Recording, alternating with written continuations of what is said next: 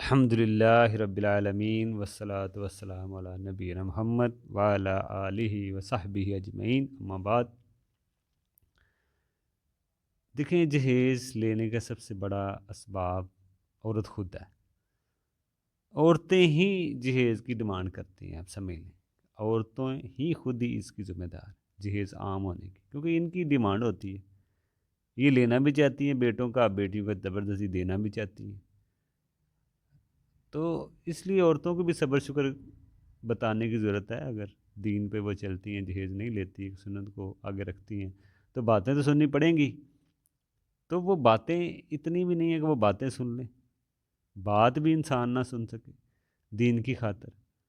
تو اس لیے عورتوں کی بھی تعلیم دینے کی ضرورت ہے۔ اگر ماں باپ اتنے نہیں ہیں وسائل کو وہ چیزیں لے سکے، تو زبردستی ان سے ڈیمانڈیں نہ کریں، اور نہ ہی لڑکے والے ڈیمانڈ کریں،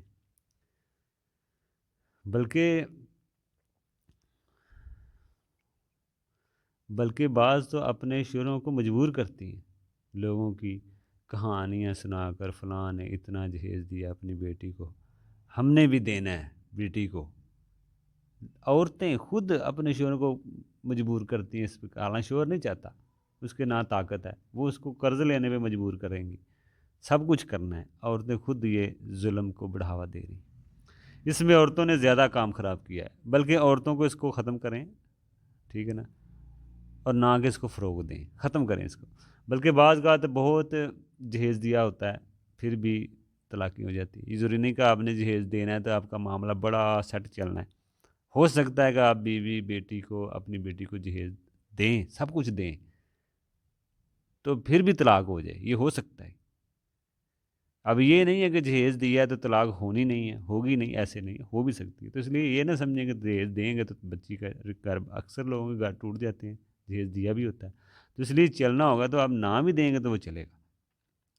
تو اس لیے باتیں ہو سکتی ہیں، کیونکہ یہ ایک معاملہ بگڑ چکا ہے، لیکن انسان دین کی خاطر سب کچھ کرنا پڑتا ہے، سننا پڑتا ہے، بتانا پڑتا ہے۔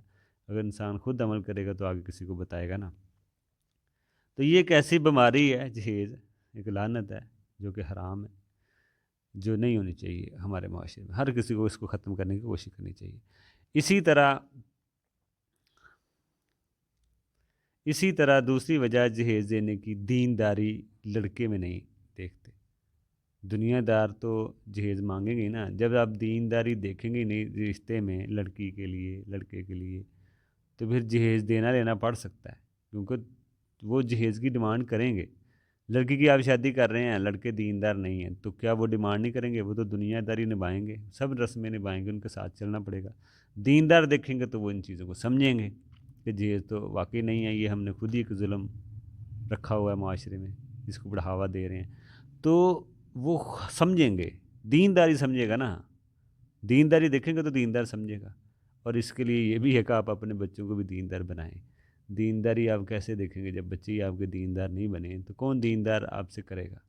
اس لیے بچوں کو بھی دیندار بنائیں۔ اگر آگے دیندار دیکھنے ہیں تو پھر یہ آپ کی جان چھوٹ سکتی ہے، کیونکہ دنیا دار تو دنیا ہی مانگے گا، وہ ان جہیز یہ چیزوں کی ڈیمانڈ ہے، کرے گا ہی کرے گا۔ اسی طرح دوسری شادی کا رواج نہیں ہے، یہ بھی ایک وجہ ہے جہیز کی۔ جہیز میں لڑکیاں زیادہ ہیں، کیونکہ جب لڑکیاں زیادہ ہیں، دوسری شادی کا رواج نہیں ہے، معاشرے میں یہ بھی ایک خرابی ہے، دوسری شادی نہ کرنا، معاشرے میں اس میں خرابیاں پیدا ہوتی ہیں، کیونکہ لڑکیاں زیادہ ہیں، ٹھیک ہے نا۔ لڑکیاں زیادہ ہوں گی تو پھر ڈیمانڈیں تو لڑکوں والوں کی چلنی ہے نا۔ اگر لڑکیاں کم ہوں گی، لڑکے زیادہ ہوں گے، تو ڈیمانڈیں لڑکی والوں کی چلنی ہیں، حق مہر زیادہ ہوگا، لڑکیاں ڈیمانڈیں کریں گی، حق مہر زیادہ لیں گی۔ تو لڑکیاں عام ہونے کی وجہ سے بھی بعض کا لڑکی والوں کو مجبوری ہوتی ہے، لڑکی کی شادی تاخیر ہے، وہ سارے یہ مانتے ہیں باتیں۔ حالانکہ اگر آپ جب شادی طے کرتے ہیں نا، اسی ٹائم اگر یہ باتیں آپ سامنے رکھیں نا، جی ہم نے ایسے ایسے نہیں کرنا، یہ پہلے بات ہے، تو جو ہوگا کر لے گا، جو نہیں تو نہیں۔ تو یہ باتیں ہم نہیں اس طرح کے سامنے رکھتے، بعد میں پھر ہم کر رہے ہوتے ہیں، یہ بھی دینا چاہیے، یہ بھی دینا چاہیے۔ پہلے بات کر لیں، جی ہم نے یہ ایسے ایسے کرنا ہے، یہ چیزیں نہیں ہیں دین میں، ہم نے نہیں کرنی، رشتہ ہونا ہوگا ہو جائے گا، ورنہ ٹھیک ہے کسی اور جگہ۔ تو یہ باتیں کوئی بھی شادی میں جو رسمیں ہیں، جو بھی ختم کرنا چاہتے ہیں، ان کے سامنے پہلے رکھیں، لڑکی والے لڑکے والے آمنے سامنے یہ باتیں رکھیں جی ہم نے یہ ایسے ایسے کرنا ہے، یہ چیزیں بالکل نہیں ہونی چاہیے۔ پہلے ان چیزوں کو سمجھیں گے تو یہ رکھیں گے نا بات۔ جب یہ چیزیں جاننی نہیں ان کی کیا، ان کے کتنی بری ہیں، ان کے کیا نقصانات ہیں دینی اور دنیاوی، ٹھیک ہے نا، تو پھر سمجھیں گے خطرناک اس کے نقصانات، تو پھر آگے رکھیں گے نا۔ اس لیے ان کو جاننا چاہیے، سمجھنا چاہیے، علم سیکھنا چاہیے، تاکہ انسان اس سے دوسروں کو بھی بچائے اور خود بھی فائدہ لے علم سے، دوسروں بھی گناہوں سے، بری چیزوں سے بچائے۔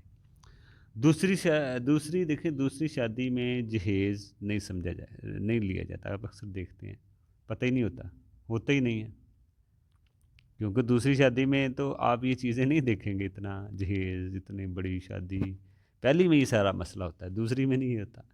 دوسرا، معاشرے میں بعض علماء بھی جہیز لے رہے ہوتے ہیں، ان کو بھی سمجھنا چاہیے، عوام کے سامنے یہ ایک نمونہ ہے، افسوس ہے بعض لوگ جہیز بلکہ ان سے بھی آگے چل کے بعض لوگ اس کو حلال کرنے کی بھی کوشش کرتے ہیں۔